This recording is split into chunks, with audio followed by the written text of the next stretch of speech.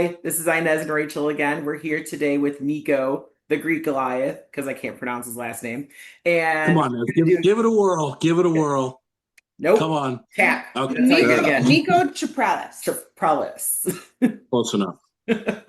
Complicated C names. We're good at that. But yeah, so we got a Q&A on our Instagram. So we're gonna ask some questions and do a little discussion about some stuff. So Rachel, take it away. Okay, so first there were a lot of kind of questions just about who are you? How'd you get into strength sports? How'd you get into coaching? So if you want to just give us like a brief gist of your strength sports background, I think that's a good place to start.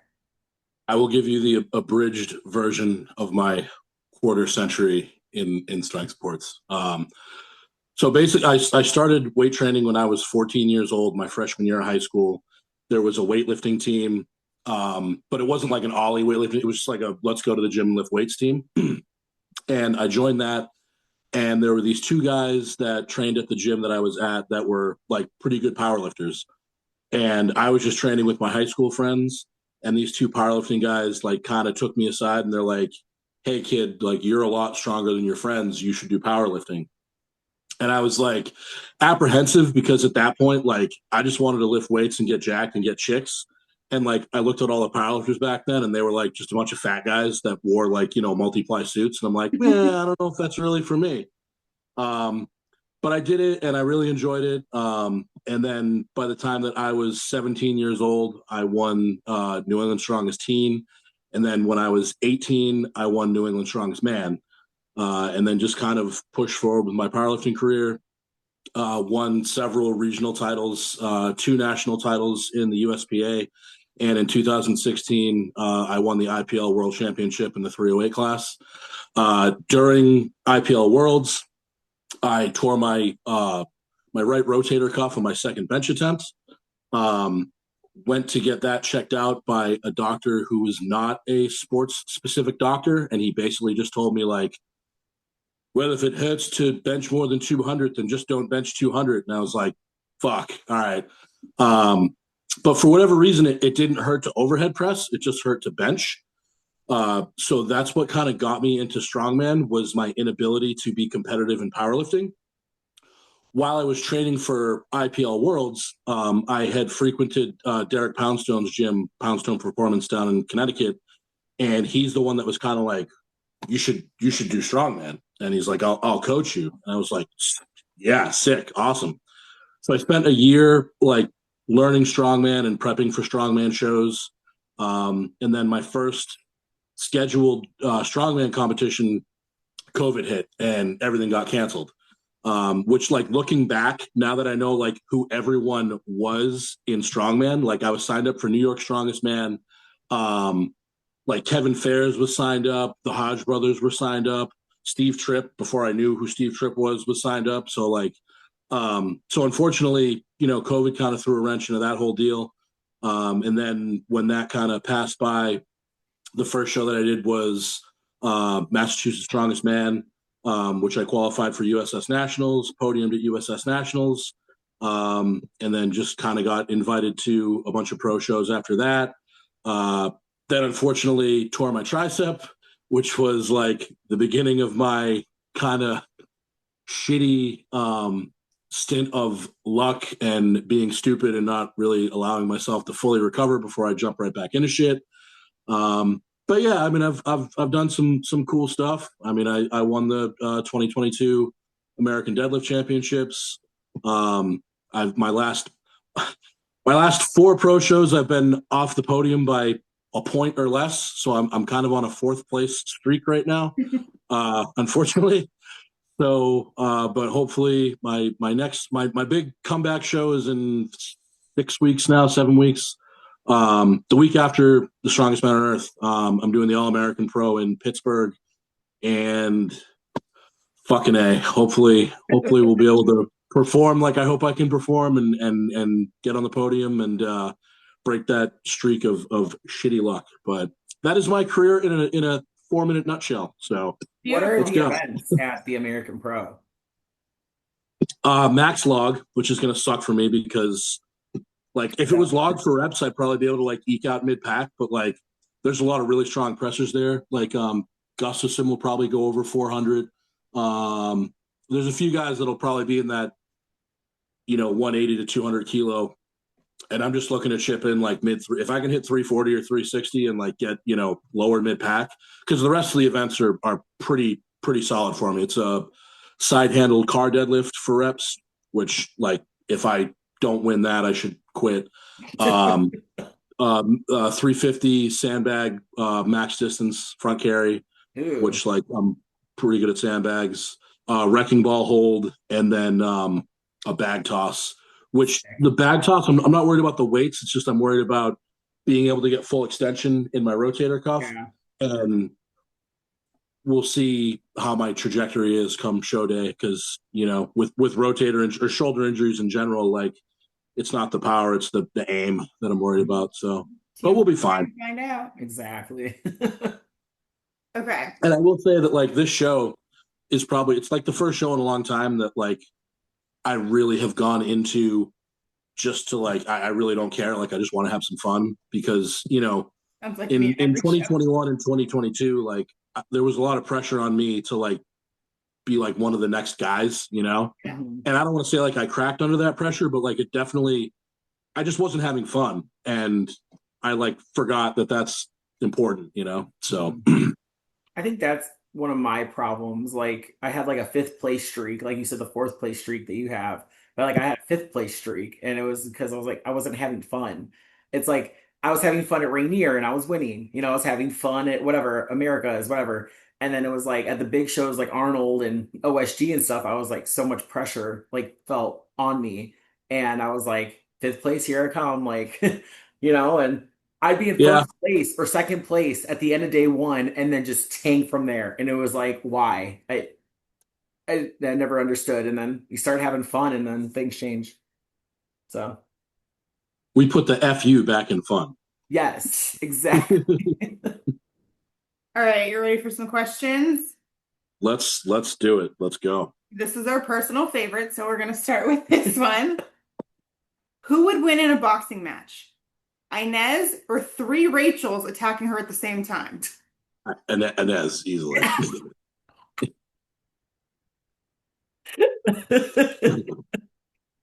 Easy. He's gonna one shot you 3 times, and that's And I got long so. legs, so I can kick. You and So your to elaborate on that, like I really don't think that people in general understand how much stronger professional strength athletes are than the average person.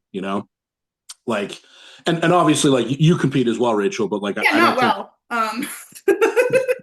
so. But like um, I just think that there's a lot of people, like even people that go to the gym and are in like the strength culture, like the first time that you go to pick up like a heavy sandbag, it's so humbling because like and not to say that like professional strength athletes are like that instantly translates into you being a good fighter, but it does translate into you being able to hit someone really goddamn hard, so but you are, yeah, you're wiring quick. So I don't know. Maybe you do it. Got crackhead energy. Literally. Okay. Um, here's a good one. Do you think Thor is going to pull 505? Yeah, 100%. Yes. Yeah, same. I was very. He basically up until last week he looked like shit. He pulled like 420, and then he pulled 440, and they were both like kind of slow, not like super impressive. And then last week he pulled 440 and it looked like a joke. And then Matt Rhodes, who runs the Siberian Power Show, he said that that Thor also pulled 480 and he was going to post a video later and it was just as fast. And I was like, no fucking way. Like, there's no way he pulled 480 as fast as that 440. And that was the smoothest 480 rep I've ever seen. If you compare it to his 460 or 470 that he pulled 4 years ago before he broke the record back then, it looks identical. So I wouldn't be surprised to see Thor attempt 515. and get it. Holy shit. All right, this is a good one. How can we pressure Shaw and World's Strongest Man to feature the pro women more consistently? So, um, so going the avenue of having a strongest woman on earth would actually be a lot more realistic and feasible than trying to convince World's Strongest Man, because World's Strongest Man is all tied up in contracts for TV. So they can't legally add or take away anything from the show because of contractual reasons.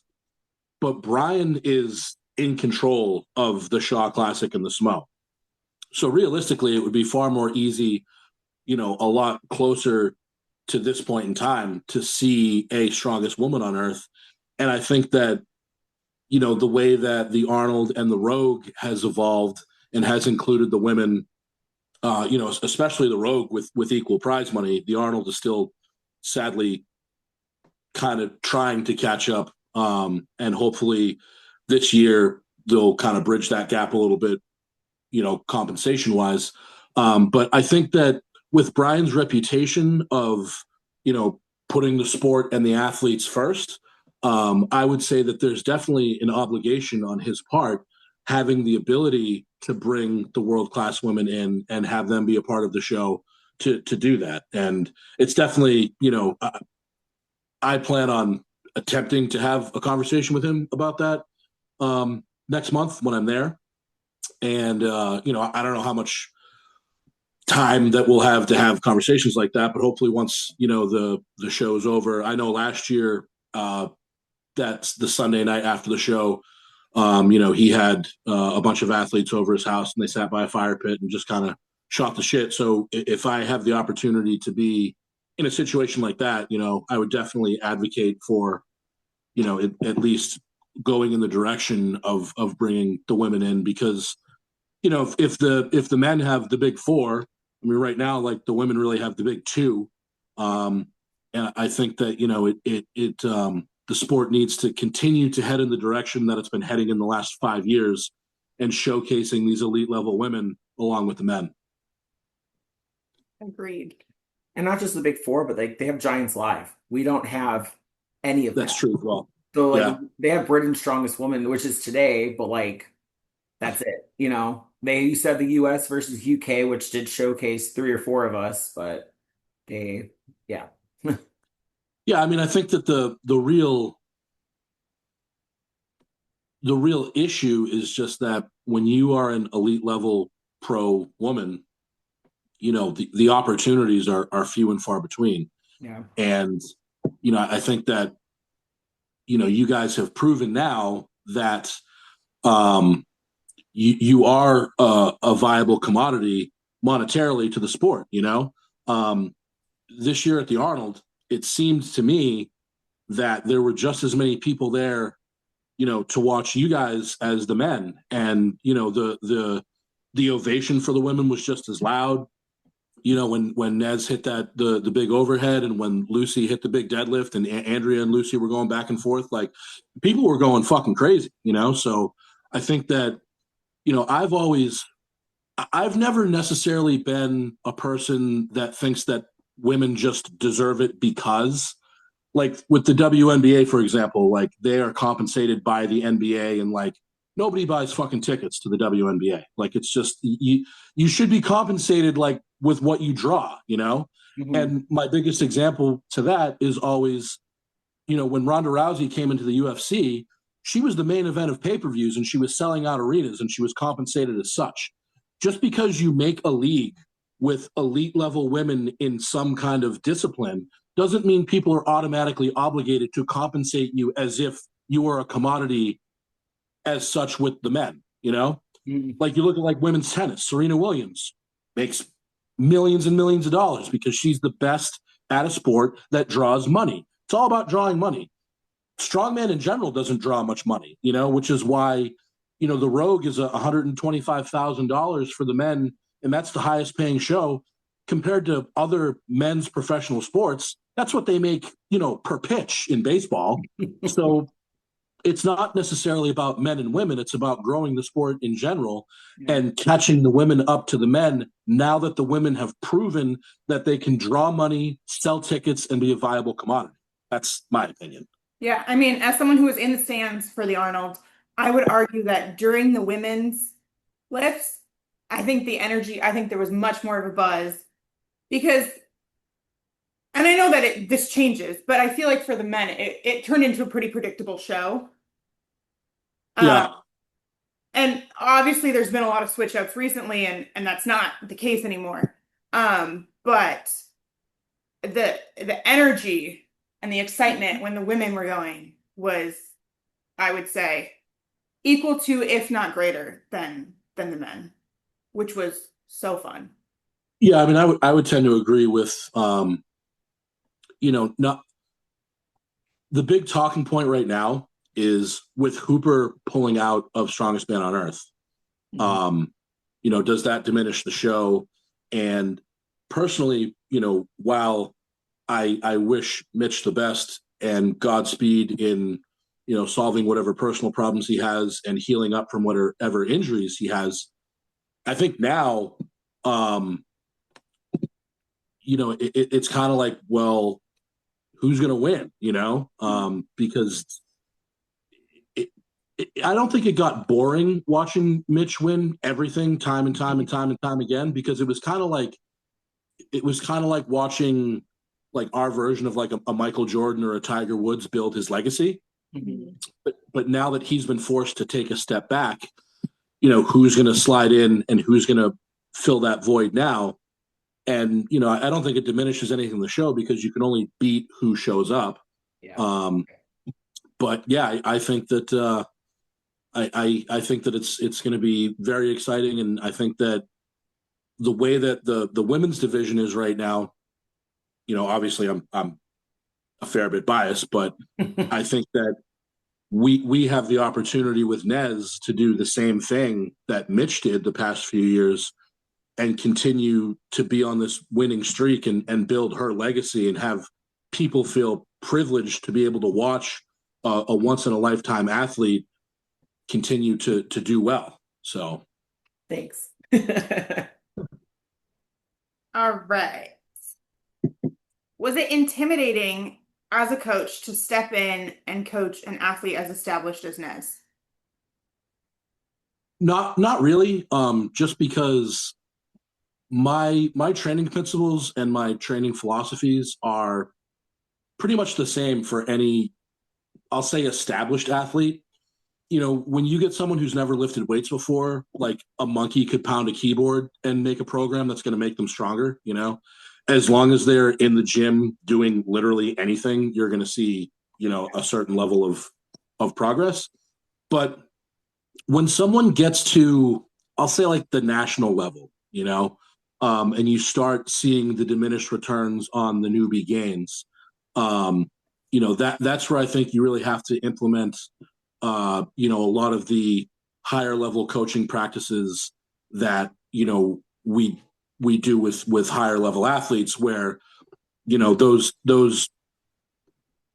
common practices in coaching for newer athletes aren't going to get you'll still, if you're in the gym lifting weights regardless, like you're going to have some level of success, but you have to get a lot more technical and a lot more, I think the word would be like intimate with your athlete.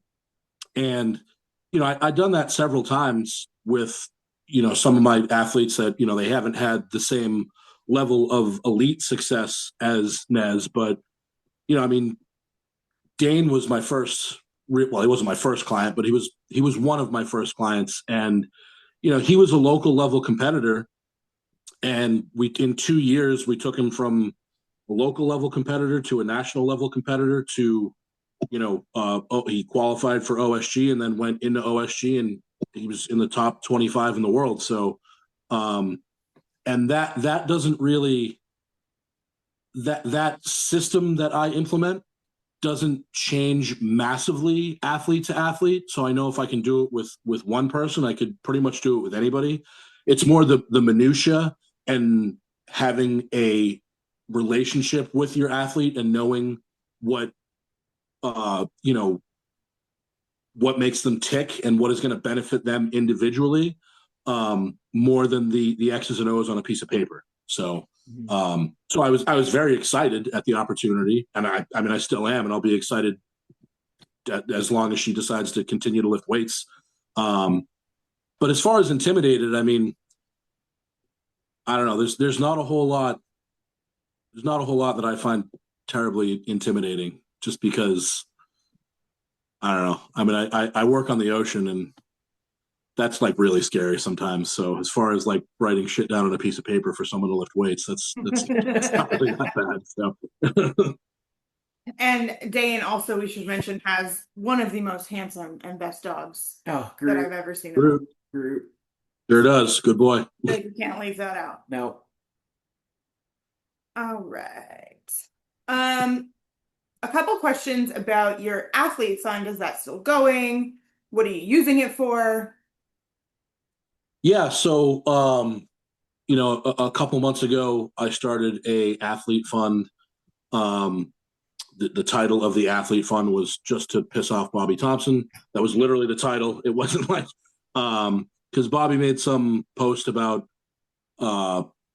basically, he made a negative connotation about athletes that put up GoFundMe's.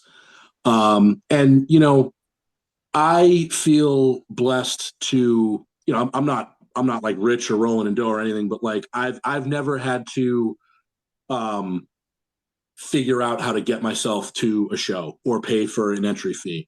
And I feel blessed for that. Like I've worked very hard, and I've made it to a point in my life where I'm comfortable enough that that's not really like a worry for me. But the reality is that there's a lot of places in the country. You know, I mean, I live in, you know, south of Boston. Like New England's a pretty affluent area for the most part, but you know, there's people that compete out of, you know, rural Alabama or, you know, middle of North Carolina, where, you know, money's a little tighter, and it's probably more difficult to have access to, you know, good gyms to train at and whatnot.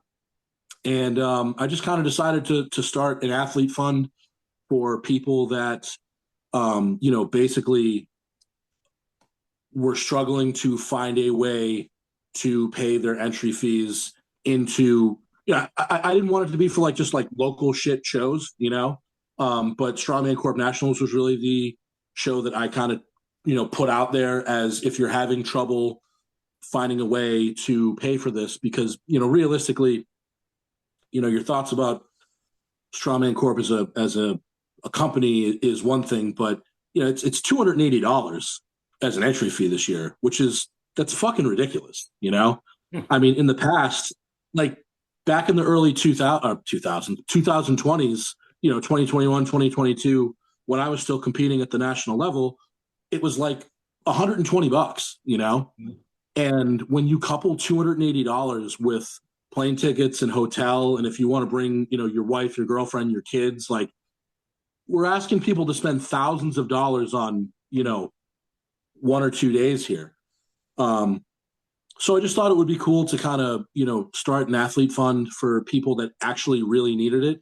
And everyone that like reached out to me, I didn't just like send them a check. Like I actually like asked questions, like vetted them, you know, and we were able to send 3 athletes that otherwise wouldn't have been able to go to the show. And we paid for their airfare. We chipped in a little bit for their hotel stays, not fully because we didn't have the funding to just pay for everything, Yeah. but you know,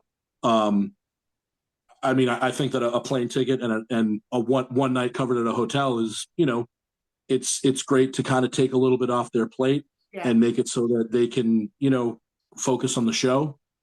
And you know, I can definitely understand the criticisms of some people using, I don't want to say, I'll say abusing GoFundMe's, Yeah. because you'll see people put up GoFundMe's to cover their travel, and then it's like you know, the next week, like they have a new iPhone, or they, you know what I mean? Like, or something like that. So, um, I would like to think that, if you're going to reach out and ask for help like that, that you actually genuinely need it, Mhm. And you know what? I'm sure that like somewhere down the line, if we continue this athlete fun, like someone's gonna pull one over on me. It is what it is. If I can help 10 people and one person that doesn't need it is a scumbag, we still help 10 people, you know? So Yeah. so I thought it was really good. And, you know, there was a lot of really generous people that donated, a lot of people that are, you know, in the strongman community, and a lot of people that um, you know, invest a lot of their time and effort, a lot of local promoters. So it was nice to be able to help a few people out and, you know, make it so that they can actually go compete at nationals this year. Perfect. I used to GoFundMe for my first OSG because Daytona is expensive. Oh my God. Yeah, Yeah. look at her now, folks. Yep. Yeah. Your favorite pizza toppings? My favorite pizza. I'm a pretty, like, I'm a meat lovers guy. Like, you know, I Couldn't just, tell. you know, and I like my pizza crispy. Mm. Yeah. You don't like Crisp, Chicago deep dish? oh my God. You guys with your fucking deep dish Chicago bullshit. That's a casserole. That's not It even a is. No, pizza. I don't like deep dish, so I Hmm. agree with you completely. I'm No, down for like, deep dish maybe like once or twice a year. Feels No. appropriate. Well, you don't like anything, You're so also from California, so it's a little different. I don't understand how that When makes you live in sense. Chicago, you don't eat deep dish. Like it's weird. when I eat a deep dish, I feel like I need to sleep for like 14 hours because it Yeah. just sits in your stomach and you want to die. It's just So, a pound of cheese and yeah. yeah, I ate deep dish and went to the gym. Oh my God. Built different. Yeah. you sure are. Built wrong. Incorrectly. Um, We don't have a lot of time. Like what are we you can looking forward to like most this year for like let's say Evan and like some of your other higher level athletes? Like what's on the radar for you right now? So, I mean, next week we're going to be in Quebec for North America's Strongest Man. Yeah, we got Dan early. McGuire got a late call up Oh yeah, because Dan. Dylan tore his bicep, unfortunately. But you know, Dan's been working real hard. He won the Olympic City Pro, and we've kind of been in like a bit of an off season. You know, just let his body heal up because we were going to push really hard for Americas, which we still are. But he got this opportunity, and so you know, with the late call up, if he can be top half, I'll be happy with that. Just because North America's it's such a competitive show. They're all Mhm. killers. Um, and then obviously, you know, we have Strongest Man on Earth with Evan. He does all the giant shows. So like my international travel calendar just filled up. Like I'm traveling every other week till the end of the year now, which is crazy. But like, you know, it's still, you know, a great opportunity. And then obviously like the biggest goal of all is to have both you and Evan on the podium at Rogue. I mean, that would be I mean as far as like, you know, as far as our reputation as a team, um, what would kind of cement us as major players more than that, you know? Yeah. So, Not just podium. We're gonna win. Number well, one. we're gonna win, yeah.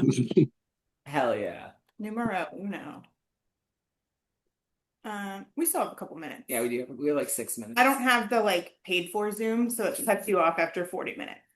Oh, Jesus Christ! All right, well, We still have 6 minutes. We're fine. Yes.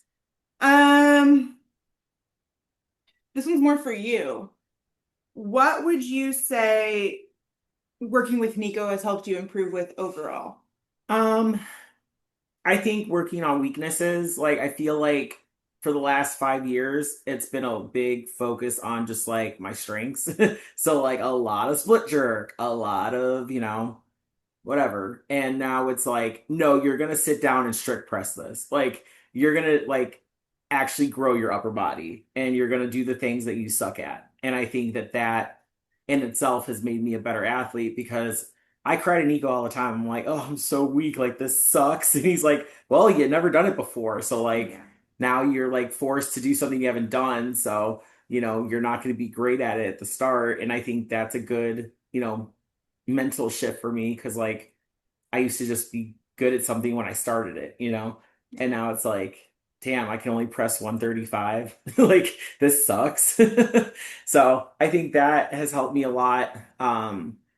And just like, I don't know, just like mentally overall, just You're like having fun I'm again. having fun again. I'm like enjoying my time at the gym. I'm not dreading every day, like not fucking miserable and like, I'm saying the truth. Like I at one point didn't want to go to the gym and I did not want to compete. I didn't want to do strongman anymore. I was honestly thinking about other sports that I could do just to like, stay in shape, but I think I found my love for strongman again and, I am excited for the rest of the year. So, Just Well, the, it's the let's best go. thing to see. all right, I was thinking about pickleball, like you saved Oh me. my God. I No, mean, you're probably pretty baseball. good at Those that. 65-year-old grannies were Oh kicking my ass. gosh. I mean, you got a good reach, so you could I don't. probably. My arms are short. Well, Still longer than mine. I mean, compared to most 65-year-old women, you're Yeah, but they probably got the cardio. They can run. I can't do all that. You Like, feel your we're ankles fast. we're working on that too. So I keep hey, inviting her to join me on my 6 mile walks, and she says no. no, I'm not walking for 6 miles. It's not happening. On our last Q&A, a girl messaged me. She goes, the best quote of that was, long story short, wait, what was it? Like, funny story, I don't run. Funny story about running. Yeah. I don't run. End of story. I don't run either, yeah. but Dude, Rogue, though, I have a feeling it's going to be a lot of running this year. So, Well, I mean, we could. yeah, it's been a lot of running a lot of years now. So I mean, it's yeah. I would so we're love gonna have to to. see like a marathoner watch this video and be like, oh, a lot of running. And then they like look at Rogue and they're like, they're going 50 feet. Yeah. Yeah, maybe 100 feet tops. But, Yeah. I love when it says like 25 feet for the yoke, and I'm like, yes. yeah, because that extra 25 after that's the real killer. Yep. It's 50 fucking feet. My God. Yeah, So seriously. With 600 something pounds on your back, like, it's We'll just start telling crazy. you everything's 25 feet. Yeah. If you tell me it's 25 feet, I know I can do it. So. I'm hoping they bring back like the overhead medley was really fun. I'm really hoping they bring back those axles and like do something with them and like I don't know. I feel like the format of last year was so much fun. It wasn't like overly complicated, but the medleys made it fun. So it was like, but training for it's a freaking mess because like you have to set up so much equipment every day. Nez, can I ask you a question? Yeah. Now that you feel like we've been together for a couple months, and some of the weaknesses that I've had you focus on when you go back, like because you just went back into like a block of like thrusters, and we're gonna have you do some split jerks in your overhead press now. Do you feel stronger having increased your static strength in your overhead? Yes, I think I feel more confident that if I'm not going to be able to get under it, like in a split jerk, I can press it out. And I think that was the biggest difference because I knew if I couldn't get under it, I could not press it out. Like there's no fucking way I could press out over 200 pounds. But now I'm like, I feel like I have that strength to like finish the lift if I need to. You know what I mean? If I can't get under it. You Usually it's still don't like want to have to do that, but I still don't, but I have that in the back pocket. Like I could probably press this out now, which is like something, you know. I haven't split jerk in a long time, so I'm very excited to see how it goes. I'm like, ugh, my feet are not going to be in the right place, but we'll see how it goes. You'll be fine. Yeah, my push press has gotten really fucking good though from those thrusters. Like I really feel like I'm using my legs a lot more and like not just relying on just brute strength. And I got some technique in there. So feeling good. And we got less than a minute. So I'm going to have you wrap us say up. bye. Wrap this up. Yes. All Thank right. you so Well, much for joining us. Yes. yeah, absolutely. It was a blast, and yeah, hopefully, I don't know. I've been invited to be on the Laws and Liz Sunday live show in the next week or so. Hell So yeah. that should be interesting as well. But anyway, yeah, guys, no, it was fun, and obviously, I hope everyone enjoyed it. And if you are a strength athlete and want to join the GWO, Greek Goliath's my handle. Slide in, and